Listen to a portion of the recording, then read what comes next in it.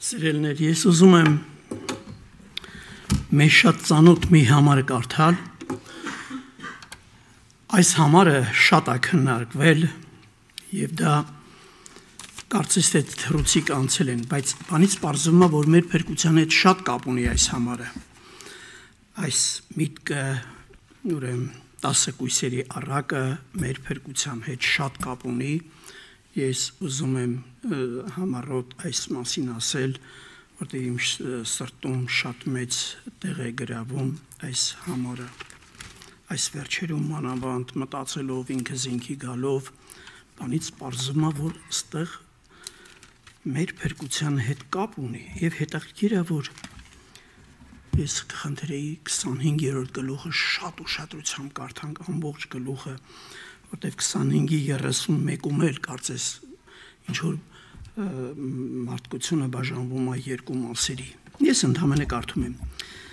առաջի խոսքից Մատթեոս ավետարանի 25-րդ գլուխ առաջի խոսքից։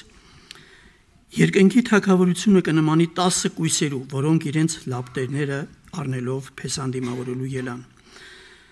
Ասոնց մե 5-ը իմաստուն էին, 5-ը հիմար։ Հիմարները առին իրենց լապտերները, բայց իրենց հետ յուղ չառին, սակայն իմաստունները իրենց լապտերներուն հետ ամաններուն յուղ առին։ Երբ փեսան ուշացավ, ամենքն ալ թմրեցան ու քնեցան։ Կես գիշերին ձայնը եղավ, ահա փեսան կուգա, զանիկա դիմավորելու ելեք։ Այն ատեն բոլոր կույսերը ելան ու իրենց լապտերները շտկեցին։ Հիմարները ըսին իմաստուններուն, տվեք ձեզի մեզի, տվեք մեզի ձեզ յուղեն, բացի մեր լապտերները մարելու վրա են։ Պատասխան տվին իմաստունները ուսին, չլայ թե մեզի ու ձեզի չբավականանա, այն ծաղողներուն գացեք եւ գնեցեք ձեզի համար։ Երբ անոն գացին գնելու Փեսան եկավ ու պատրաստ եղողները անոր հետ հարսանիք մտան եւ դուռը գոցվեցավ։ Հետքը մյուս կույսերը եկան ուսին,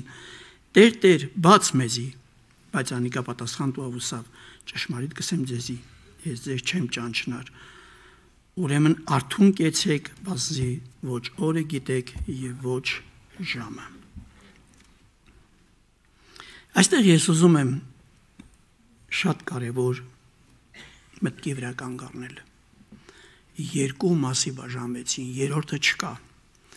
Երկուսն էլ կոչվում էին կույսեր, այսինքն հասկանում ենք առանձնացված, պատկանող մեկին, որը պատկանում է Աստծուն։ Եվ Սուրբ գրքում կարդում ենք, որ մարդ, որը պատկանում է Աստծուն, Աստծո համար առանձնացված է, կոչվում է Սուրբ։ Ինքը երկնքի համար է առանձնացված։ Եվ այստեղ կույս բառն է օգտագործում։ Ուրեմն 3-4 խոսքը այսպես է ասում. Հիմարները առին իրենց լապտերները, բայց իրենց հետ յուղ չառին, սակայն իմաստունները իրենց լապտերերուն հետ ամաններուն յուղ առին։ Տարբերությունը սա էր։ Հիմարները չառին, երկուսն էլ կոչվում էին կույսեր, երկուսն էլ անուն էին կրում, երկուսն էլ մեծ հնարավորություն ունեին փրկվելու։ Բայց արիտես բաժանվելով երկու մասի մենք տեսնում ենք, որ հիմար կոչվեցին այն անձերը, որոնք նախորոք չունեին նախապատրաստված, նախորոք, երբ որ ժամանակներ չէին հավաքել։ Եվ ինչ տեղի ունեցավ 5-րդ խոսքում. Երբ Փեսան ուշացավ, ամենքն ալ թմրեցան ու քնեցին։ Հավասար ձևով բոլորն էլ քնեցին, եւ իմաստունները քնեցին, եւ հիմարները քնեցին։ Եվ տարբերություն չկար, բոլորն էլ քնեցին։ Եվ 10-13 խոսքի մեջ արդեն այստեղ պարզաբանում է լինում 10-13 խոսքը։ Ինչ կատարվեց։ Իհարկե, մինչև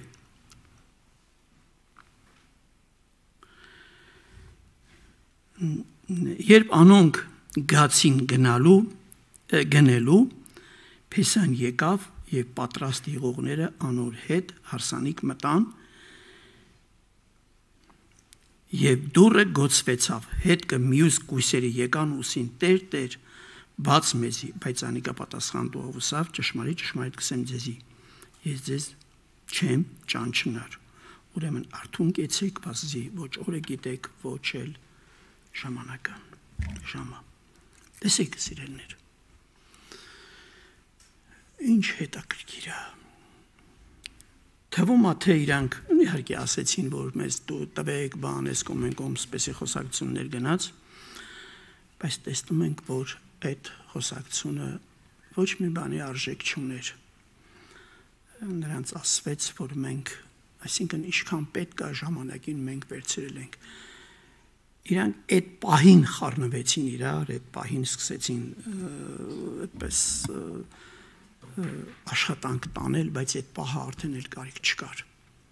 Սուրբ Գրքում մենք չենք կարդում իմաստուն կույսերը խառնվեցին իմաստուն կույսերը նոր սկսեցին բաներ հավաքել յուղ հավաքել նոր աշխատել նոր աղոթել նոր հավաքույթի գնալ նոր ամեն ինչ նոր անել այդպես չեն կարդում Հավանական է նրանք միայն կանգնած ասում են Տեր ես քո զավակն եմ եւ վերջացավ ամեն ինչ ավարտված էր արդեն Ես հիշում եմ այսպեսի մի օրինակ երևի դուք էլ կհիշեք նման օրինակ երկու հավատացյալներ գալիս են որ պետք է կամուրջ անցնեն կամուրջ չի լինում փետ է դրված լինում եւ այդ փետի վրայով երկուսն էլ պետք է անցնեն մեկը անմիջապես չոքում աղոթում է իսկ մեկը չի աղոթում Երկուսն էլ ուզում են անցնեն, այն որ աղոթեց, ինի գլորը մնգնում է։ Իսկ այն որ չաղոթեց, չի գնում անցնում է։ Զարմանալի հարց է տրվում։ Ինչի համար այն որ այս պահին աղոթեց, ընկավ ջուրը, իսկ այն որ չաղոթեց, այնի չընկավ։ Ասում որովհետև ինքը ժամանակին հոգևոր էր եղել, ժամանակին աղոթել էր, այս պահը էլ կարիք չկար, կամ թե կարիք կար, չկար, դա էական չէր։ Այն ժամանակ, երբ որ ինքը այդ ժամանակն է եղել, ինքը յուղ էր հավաքել եւ այս պահին արդեն էլ կարիք չկար։ Նոր է խառնվել իրար, նոր վայաման, հարա, յուրայ բան, այս կոմենկոմ։ Դրա կարիքը չկա, դա ժամանակին պետք է արվեր, հունցքի ատենը պետք է արվեր։ Ես ուզում եմ որ նորից հիշենք այս օրինակը Գույսերի կարգավիճակը նայենք, որ մարդիկ, որոնք արելին ժամանակին, բոլորը քնեցին, բոլորը վեր կեցան եւ իմաստուններին կարիք չկար, որ իրանք խառնվեին իրար։ Խառնվողները կոչվեցին հիմարներ, բայց այդպես էլ դուրը փակվեց իրենց համար։ Ես ուզում եմ մի համար էլ կարդալ հայտնությունից, որ մեզ շատ ծանոթ համար, հայտնություն 7-րդ գլուխ, այստեղ էլ կարծես սիրելներ կարևոր բան է ասում, որ նորից կարծես ժամանակին մարդիկ այս կարգավիճակը ունեցել են։ Հայտնություն 7-րդ գլուխ 13 խոսք։ Ու երեցներն մեկը ինձ իսավ. ասոնք, որ ճերմակ հանդերձներ հագած են, ով են, եւ ուր եկան։ Ես ալսի անոնց, Տեր, իմ Դու գիտես, սավենցի ասոնք են մեծ նեղություններ են եկողները, որոնք իրենց հանդեզները լվացին, ուզանիկա գառնուկին այրունովա ճերմակացուցին, անոր համար աստծոյ աթորին արջև են և իրեն կծառայեն, ցերեկ ու գիշեր, և իր տաճարին մեջ աթորին վրա նստողը, իր վերանը պիտի ծածկի անոնց վրա, Այսուհետև ոչ պիտի անոթենան, ոչ ծարավին, ոչ ալ արևը կամ տաքությունը անոնց վրա պիտի ինա։ Բազի գառնուկը, որ աթոռին մեջ է, պիտի հովվե զանոնք ու դեպի կենդանի ջուրի աղբյուրները պիտի առաջնորդե զանոնք։ Եվ Աստված բոլոր արցունքները պիտի սրբեն անոնց աչքերեն։ Երբ էին վաստակել այն արցունքները, երբ էին այդ արցունքները վաստակել, նոր էին վաստակում, դրա կարիքը չկար, արցունք թափելու ժամանակը չի, արցունքը սրբելու ժամանակներ։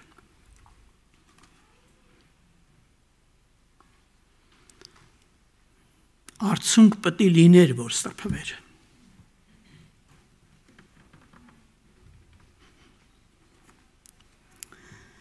Եթե Սամվել եղբոր ասացի պես, ես նա թագավորել,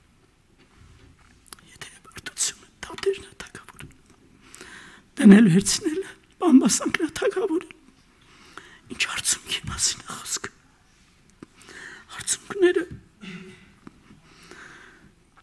գոյանում է ոչ թե բամբասանքի դնել վերցնելու հակառակությունների, դատերի, եսի մեջ, այլ արցունքները գոյանում է սիրոն ներելու, նվիրվելու, աշխատելու, Աստծո խոսքը պահելու մեջ։ Այդ արցունքները գոյանում է նախորոք, հետո պեչի արցունքներ,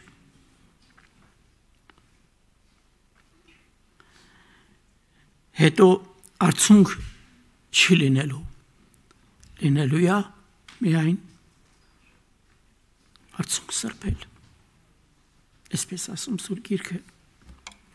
և հետո մի համարել կարդամ, շատ ծանոթ, շատ սիրելի համար, իմ ամենասիրելի համարներից մեկն է, որ ես ուզում եմ նորից հիշեցնել ձեզ։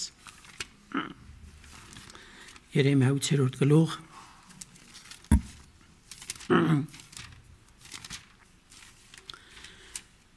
20 խոսք։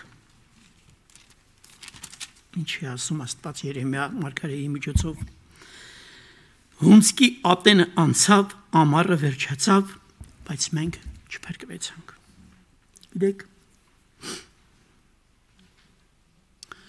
հունձքի ատենը անցավ, ամառը վերջացավ, բայց մենք չփրկվեցանք։ Պաստորեն հունձքի ատենը կապ ունի մեր փրկության հետ։ Ավարտելուց հետո էլ կարիք չկա։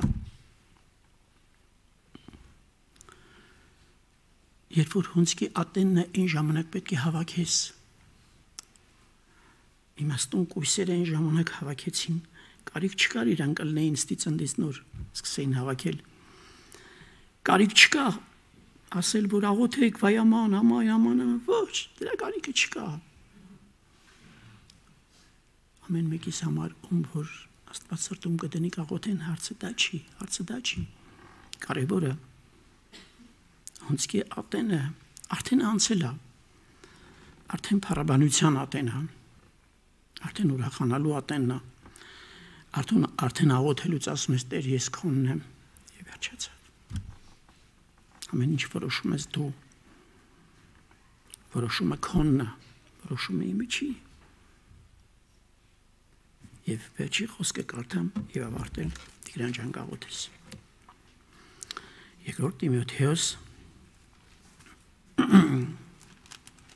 այսպիսի խոսքեր ուզում եմ, որ ուշադրություն դարձնենք Պողոս առաքյալը,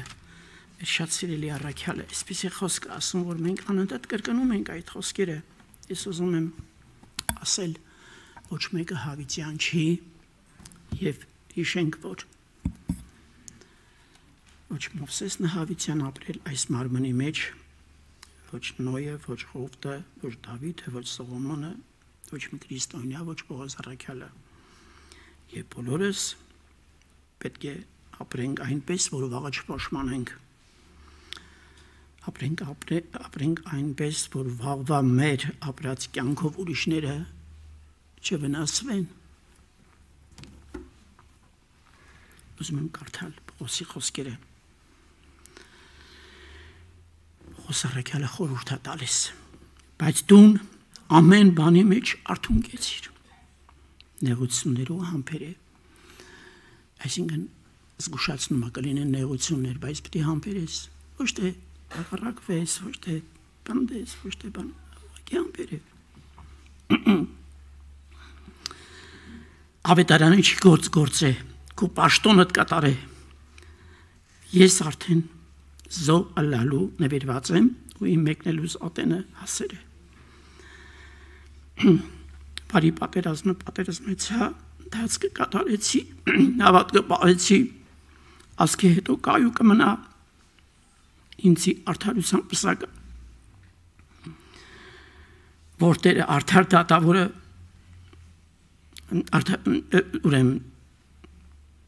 արդարության պսակը, որտերը արդար դատավորը պիտի հատուցանը ինձի այն օրը, ոչ միայն ինձի, հապա այն ամենուն ալ, որ սիրեցին անոր հարությունը։ Այ սիրում ես անոր հարությունը քոննա, միայն Պողոսինի չի, քոննա, իմնա, բոլորինսա։ Աստված օրհնի։ Եվ ստե ընթացքի վրա կանգառնեմ, միշտ հիշենք, ես այդպես մի թեմա եմ ասել, սովորությամբ, ընթացքի մեջ ամեն ինչ փոխվում։ Ուշադրություն դարձնենք մեր ընթացքին, եղբայրներ եւ քույրեր։ Ընթացքի տարիների մեջ փոխվում է։ Այսօրվա մեջ կարող է փոխվի, երբ որ քնիցդ վեր ես կեցել։ Ինչ որ մի բան փոխվի։ Վաղը չփոշմանես այսօրվա սխալների համար։ Վաղվա մեջ, այս տարվա մեջ կարող է փոխվի, որտեղ ամբողջ հայտնությունը, որ կարդում ենք, տեսնում ենք լավ էին, բայց հետո ընթացքի մեջ սկսին վատանալ։ Ընթացքի մեջ կարող է վատանալ էլ նորից չվերականգնվի։ Եվ Պողոս առաքյալն ասում է, ընթացք կատարեցի, ով կատարեց, դեշտակը ոչ, դու կատարեցիր, ես կատարեցի, ընթացքս կատարեցի։ Շատ կարևոր է, Տիգրան ջան, արի աղոթի աղբերես, ես